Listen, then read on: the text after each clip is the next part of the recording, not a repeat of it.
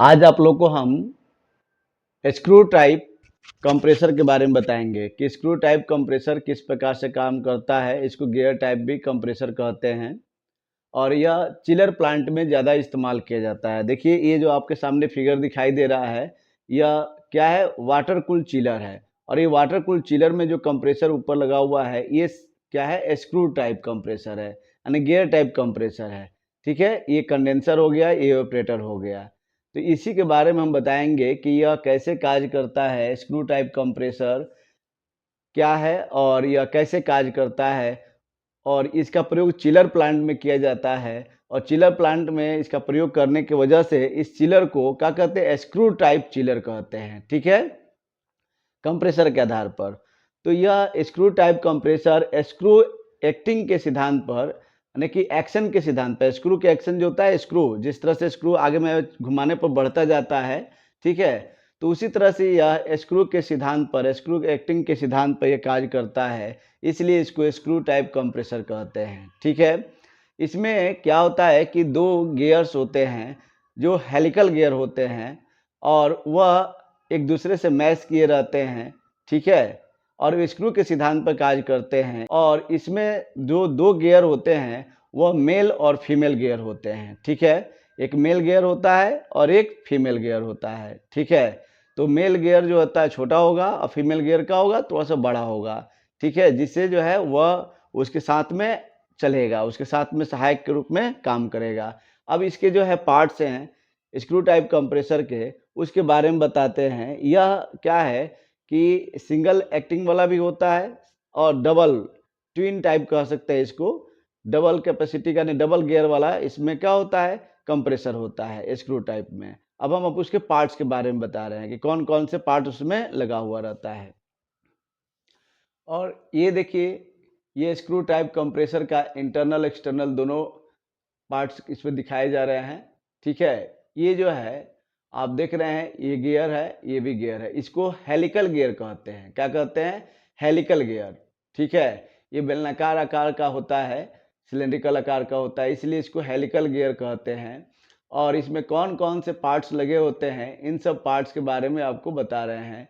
देखिए यहाँ पर जो है ये गोल सा बना हुआ है, इसको फ्लैंज बोलते हैं और इसी के माध्यम से रेफ्रिजरेंट इसके अंदर सक करता है, इसलिए इसको सेक्शन फ्लैंज कहते हैं। क्या कहते हैं, सेक्शन फ्लैंज। ठीक है, और यहाँ पर आप देख रहे हैं ये जो है मेल रोटर है, रोटर मतलब गियर।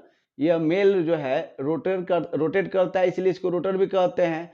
और ये क्या हो गया, मेल रोटर है, मेल गियर। ठीक है, ये इसी से जो है यहाँ पर क्या होता है, दो प्रकार के ये शाफ्ट हो गया। एक गियर जो होता है जिसके द्वारा चलाया जाता है, एगो चलता है। तो जो जिसके द्वारा चलाया जाता है उसको ड्राइवर शाफ्ट बोलते हैं। यहाँ से ड्राइवर शाफ्ट है, इसको चलाया जाता है। तो ये जब चलता है तो ये इसके सहायक के रूप में ये भी चलता है।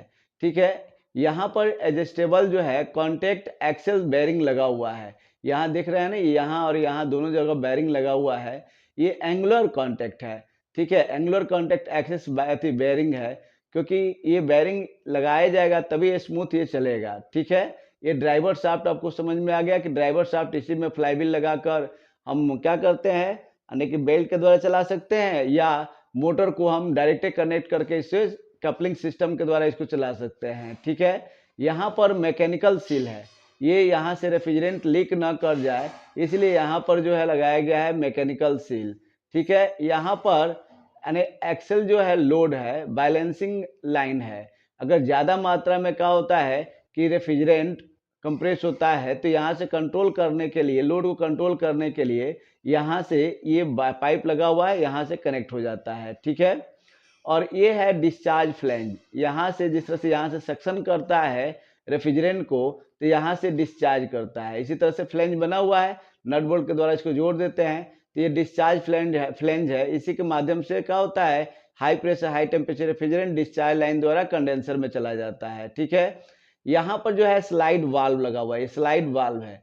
स्लाइड वाल्व जो है क्या होता है कि आगे पीछे कैपेसिटी के हिसाब से जब लोड बढ़ता है तो क्या होता है, बंद हो जाता है, और जब लोड घटता है तो ये खुल जाता है, स्लाइड होता रहता है। स्लाइड मतलब घसकता रहता है, आगे पीछे गति करता रहता है।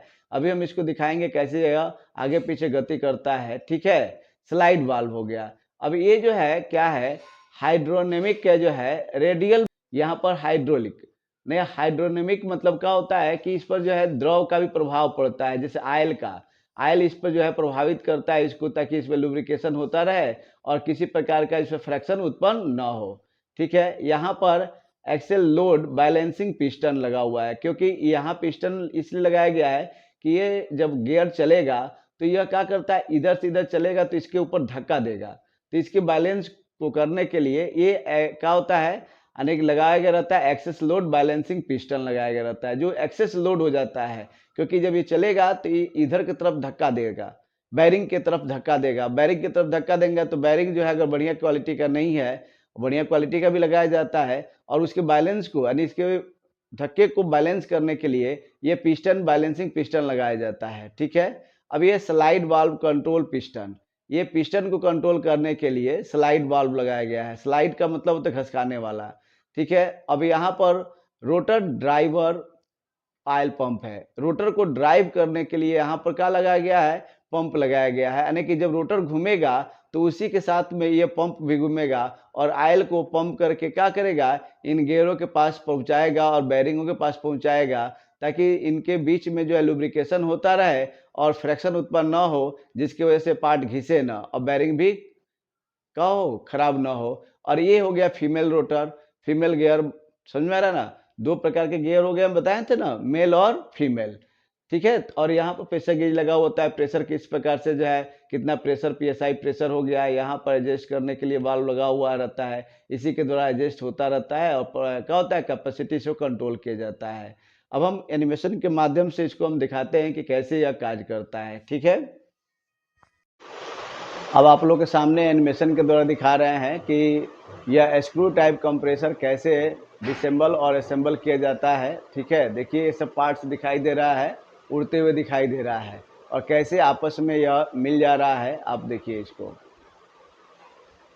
ये बैरिंग हो गया, यह आपका जो है रोटर यानी कि मेल और फीमेल गियर हो गया, कैसिंग में फिट हो गया। ठीक है, यह जो है कंप्रेसर जो है स्क्रू टाइप कंप्रेसर है। हाई परफॉर्मेंस जो है ये कंप्रेसर है, क्या है, high performance, high efficiency and reliability, इसका जो है क्या है, परफॉर्मेंस ज़्यादा है। यहाँ पर देख रहे हैं, ये आपको दिखाई दे रहा है, यहाँ पर इसको कहते हैं आई बोल्ट, क्या कहते हैं इसको, आई बोल्ट। आई बोल्ट का काम क्या है कि इस कंप्रेसर को हम इसी के माध्यम से हैंग करके इसको हम क्या कहते हैं, उठाते हैं या रखते हैं। ठीक है, इसको क्या बोलते हैं, आई बोल्ट। और भी इसके अंदर सेक्शन और नीचे डिस्चार्ज साइड में होता है, ये सब आपको दिखा रहे हैं कैसे यह कार्य करता है। ठीक है, देखिए ये जो है क्या हो गया, दो गियर हो गया, एक मेल गियर है एक फीमेल गियर है। ठीक है,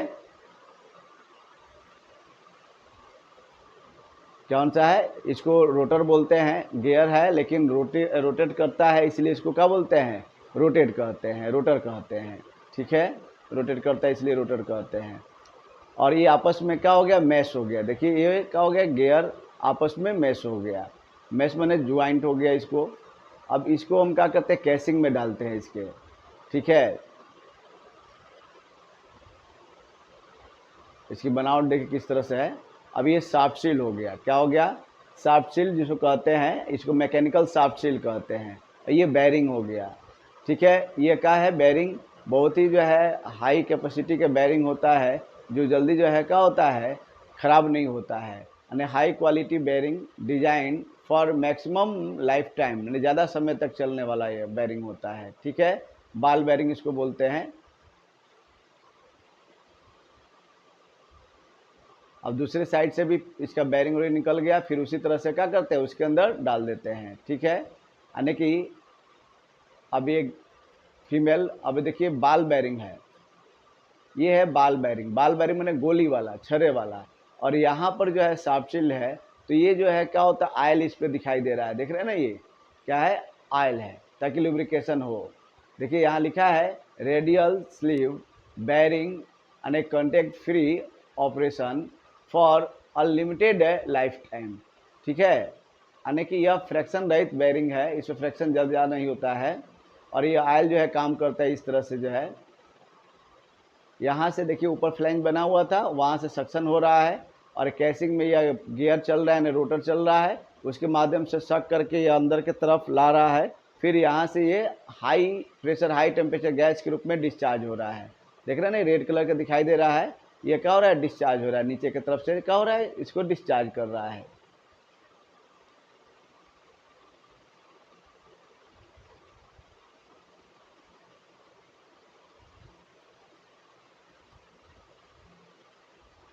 और यहाँ पर सब जो है ये क्या है, यहाँ पिस्टन बताए थे ना, बैलेंसिंग पिस्टन है, और अनलोड एक्सेल बेरिंग, बेरिंग के ऊपर जो है क्या होगा, लोड बढ़ेगा तो उसको अनलोड करेगा फॉर मैक्सिमम लाइफ टाइम, अधिकतम समय तक चलने वाला। ठीक है, अब ये जो है कैपेसिटी, इसको कैसे कंट्रोल करते हैं। ठीक है, कैपेसिटी कंट्रोल करने के लिए अभी देखिए यहाँ पर जब ज़्यादा मात्रा में डिस्चार्ज करना है तो एक सेक्शन तो यहाँ है ही, एक और सेक्शन यहाँ से जोड़ देते हैं, तो इधर से शक कर रहा है कि इधर शक करेगा, तो दोनों तरफ से शक करेगा तो ये क्या होगा, अधिक मात्रा में डिस्चार्ज करेगा। ठीक है, वॉल्यूम उसका क्या हो जाएगा, बढ़ जाएगा, तो एफिशिएंसी भी बढ़ जाएगी, एफिशिएंसी से क्या हो जाएगी, बढ़ जाएगा। फिर उसको कंट्रोल करना है तो उसको हम क्या करेंगे, उसको अब यहाँ पर देखिए ये जो है अलग से पंप लगा के यहाँ पर इंजेक्ट किया जाता है, ये आयल इंजेक्टर है, यहाँ से आयल क्या होता है यहाँ पर लगा कर टाइट कर दिया जाता है, तो ये कैसे आयल जा रहा है उसको दिखाया जा रहा है, और वहाँ पर जाकर गियरों के पास में किस प्रकार से इंजेक्ट करता है आयल ताकि गियरों में लुब्रिकेशन होता रहे। ठीक है, देखिए यहाँ पर इंजेक्ट कर रहा है और इंजेक्ट करके गियरों के पास जो है आयल को लुब्रिकेशन बनाता रह रहा है। ठीक है, अब यहाँ पर जो है टेंडम स्लाइड सिस्टम है, यहाँ ये स्लाइडर उसमें भी पार्ट्स में बताए थे, तो देखिए ये स्लाइडर यही है स्लाइड करने वाला, यानी compact and rigid design, compact बने क्या हो गया और रिजिड बने कठोर ये डिजाइन हो गया। ठीक है, छोटे में कॉम्पैक्ट बने क्या हो गया, छोटे में, जैसे कॉम्पैक्ट डिस्क कहते हैं ना, तो उसका क्या हो गया, डिस्क होता है, छोटा होता है डिस्क, इसलिए इसको कॉम्पैक्ट डिस्क कहते हैं।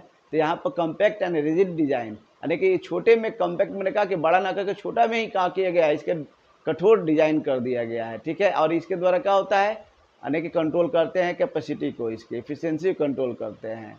अब जब क्या होता है कि ज़्यादा मात्रा में जो है, अब देखिए एडजस्टेबल वॉल्यूम रेशियो, यहाँ पर एडजस्टेबल वॉल्यूम रेशियो इसको पूरा बंद कर दिया जाएगा, तो क्या होगा कि जो रेफ्रिजरेंट यहाँ से आएगा वह रेफ्रिजरेंट कंप्रेस होकर यहाँ से निकल जाएगा ना अधिक मात्रा में। ठीक है, लेकिन जब हम इसको स्लाइड कर देंगे पीछे की तरफ, तो यहाँ से रेफ्रिजरेंट जो आगे जा रहा था वो कुछ रेफ्रिजरेंट यहाँ से बैक हो जाएगा, जब बैक हो जाएगा तो कुछ ही मात्रा में रेफ्रिजरेंट कंप्रेस हो जाएगा होगा। देखिए कैसे, जब कूलिंग हो जाएगा तो ये क्या हो जाएगा, पीछे की तरफ घसक जाएगा, स्लाइड हो जाएगा। देखिए कैपेसिटी कंट्रोल है ना, तो ये जब स्लाइड होगा 10 से 100% तक हम इस कैपेसिटी कंट्रोल कर सकते हैं स्टेप वाइज। तो यहाँ से जो है क्या होगा, रेफ्रिजरेंट जो आगे जाना चाहिए वो क्या होगा, यहीं से गियर के माध्यम से यहीं से पीछे चला जाएगा और पीछे फिर सेक्शन में चला जाएगा, ये यहीं से रोटेट करने लगेगा ऐसे, तो यहीं से बाईपास होते रहेगा, तो इधर कंप्रेस नहीं होगा, कंप्रेसर के ऊपर जो है लोड कम हो जाएगा, मोटर के ऊपर भी लोड कम हो जाएगा। लेकिन जब ज़्यादा टेम्परेचर बढ़ेगा, लोड ज़्यादा हो जाएगा, तो उस कंडीशन में ये हाइड्रोलिक के द्वारा इसको धक्का देगा तो ये बंद हो जाएगा, और बंद हो जाएगा तो पूरा का पूरा रेफ्रिजरेंट जो है जो कंप्रेस यहाँ सक कर रहा था वो कंप्रेस होने लगेगा। अब ये जो है मान लीजिए 10% खुला है तो इसको और ज़्यादा बड़ा करेंगे तो और मात्रा में अधिक यहाँ से कंप्रेसर से क्या होगा, रेफ्रिजरेंट बैक हो जाएगा, बाईपास हो जाएगा, जिससे कैपेसिटी से क्या हो जाएगी, कंट्रोल हो जाएगी।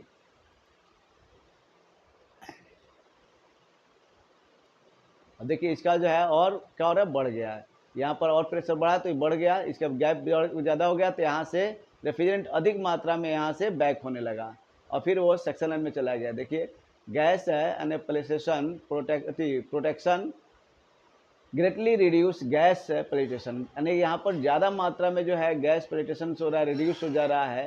ठीक है, और वाइब्रेशन को भी कंट्रोल करता है।